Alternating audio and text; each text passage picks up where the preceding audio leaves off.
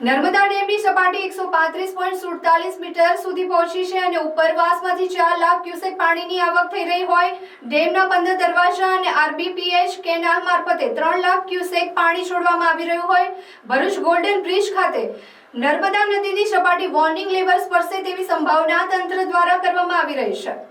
મધ્યપ્રદેશમાં ભારે વરસાદના કારણે ઇન્દિરા સાગર ડેમમાં પાણીની આવક વધતા 12 દરવાજા ખોલીને 2 લાખ ક્યુસેક પાણી છોડવામાં આવ્યું હતું, જેના પગલે સરદાર સરોવર ડેમમાં રૂલ લેવલ જાળવવા માટે રાત્રે તબક્કાવાર પાણી છોડવાની શરૂઆત થઈ હતી। નર્મદા ડેમ 4,10,483 ક્યુસેક પાણીની આવક હતી, તો આરબીપીએચ ડેટ અને કેનાલ મારફતે 3,18,797 ક્યુસેક પાણી છોડવામાં આવી રહ્યું છે।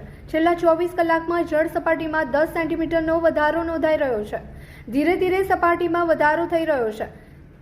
નર્મદા ડેમમાંથી 3.5 લાખ ક્યુસેકથી વધુ પાણી છોડવામાં આવી રહ્યું છે, જેના પગલે ભરૂચના ગોલ્ડન બ્રિજ ખાતે નર્મદા નદીની સપાટી સવારથી 6 કલાકે 1 ફૂટ વધી રહી હોય એમ સાંજના 4 કલાકે 17.712 ફૂટ પર પહોંચી હતી, જે ભયજનક 24 ફૂટથી લગભગ 6 ફૂટ નીચે છે। જો કે આ જ રીતે નર્મદા ડેમમાંથી સતત પાણીની આવક થતી રહેશે તો 22 ફૂટના વોર્નિંગ લેવલને નર્મદાની સપાટી સ્પર્શી શકે છે।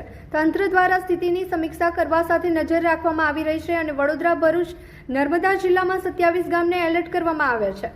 અત્રે ઉલ્લેખનીય છે કે થોડા દિવસ પૂર્વે આ જ રીતે નર્મદા ડેમમાં આવક વધતા 136 મીટરને આ સિઝનમાં પ્રથમવાર પાર થઈ ગઈ છે।